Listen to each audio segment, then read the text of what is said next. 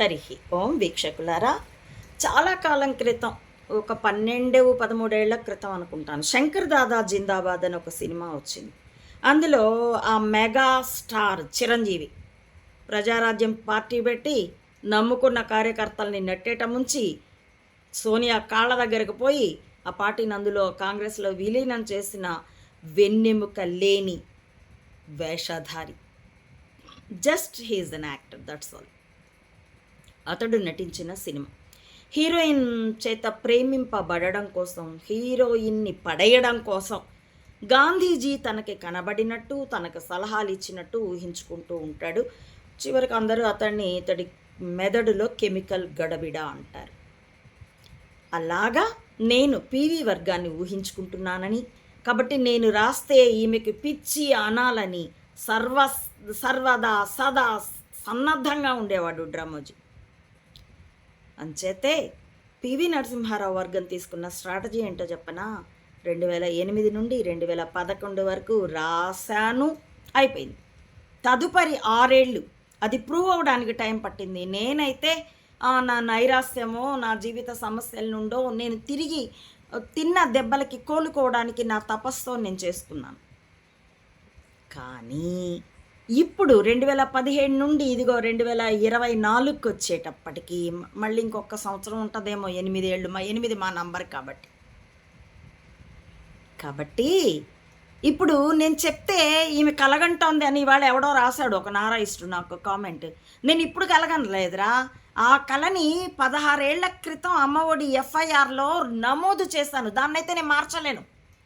సరే, కలగంటే నా కళ నాకు మాత్రమే, నా కళ మీకు చెప్పినా అది సత్యమై ఉండదు కదా. లక్ష్మీ పార్వతికి NTRతో పెళ్ళి నేను కలగన్నానా? నిజంగా జరిగిందా? నిజంగా జరిగిన దాన్ని నా కళ అంటున్నారంటే నారాయిస్టులు ఎంత మూర్ఖులు, ఎంతగా సత్యాన్ని చూడలేని అంధులు. కాబట్టి నేను ఏది చెప్పాను ఆనాటి నుండి ఈనాటి వరకు నేను చెప్పలేదు, నా చేత చెప్పించబడింది. కాబట్టి నేను స్ట్రాటజీలు, స్పయింగ్ స్ట్రాటజీల ప్రకటనకర్తని, అనౌన్సర్ని అని చెప్పుకున్నాను. అవి అప్పుడు రాసినవి. భవిష్యత్తులో ఇలా జరుగుతుంది కావాలంటే పర్యవసానం. ఎందుకంటే ఈవేళ ఇదిగో నేను ఇక్కడి నుంచి ఆదోని వెళ్ళాలి. ఫస్ట్ ఎరిగేరు వస్తుంది, తర్వాత కుప్పగల్లు వస్తుంది, తర్వాత పాండవగల్లు వస్తుంది. ఇలా ఒకదాని తర్వాత ఇదిగో ఇక్కడ నుంచి బయలుదేరితే పలానా X దాటాలి, Y దాటాలి, Z దాటాలి, తర్వాత A వస్తుంది, B వస్తుంది. ఇలా చెప్పుకుంటూ పోయి చివరికి గమ్యం వస్తుంది. అలాగే నేను అప్పుడు ఇదిగో ఈరోజు ఇక్కడ ఉందంటే స్వయంగా నెక్స్ట్ ఇక్కడికి వెళ్తుంది. సమాజం, ఆర్థిక పరిస్థితులు, రాజకీయ పరిస్థితులు ఇలా వెళ్తాయని అప్పుడు చెప్పాను. అది ఇప్పటికే సత్యమైతే అది నా కళ సత్యమా? కళ అనుకుని భ్రమపడి నారాయిస్టులారా మురిగిపోండి. మాకేమీ అభ్యంతరం లేదు. ఎందుకంటే ఆ సత్యాన్ని పట్టుకున్నవాడు మురిగి చస్తాడు. సత్యాన్ని పట్టుకున్నవాడు సత్య ధర్మాలతో బలోపేతుడై సచ్చిదానందాన్ని పొందుతాడు. ఆత్మతృప్తిని పొందినవాడు పొందవలసింది ఇంకేమీ లేదు. పొద్దున ఎవడో అన్నాడు నన్ను, ఒక నారాయిస్టు, రాజకీయాల్లోకి రా, మంచి భవిష్యత్తు ఉంటుందని. రాజకీయాల్లోకి నేనెందుకు వస్తాను? నేను ఇప్పటికే రాజగురువుని. That's it. నా రేకుల కొట్ట నాకు చాలు, మా చిన్ని పల్లెటూరు నాకు చాలు. ఈ పల్లెలో నన్ను అందరూ ప్రేమిస్తారు. నా ఈ చిన్ని గ్రామస్తులు, నా చిన్ని సేవకులు, నా చిన్ని శిష్యులు చాలు నాకు. ఆత్మతృప్తితో ఆనందంగా ఉన్నాను నేను. ఏ రాజకీయాల్లోకి వచ్చి ఏం బావుకోవాలి?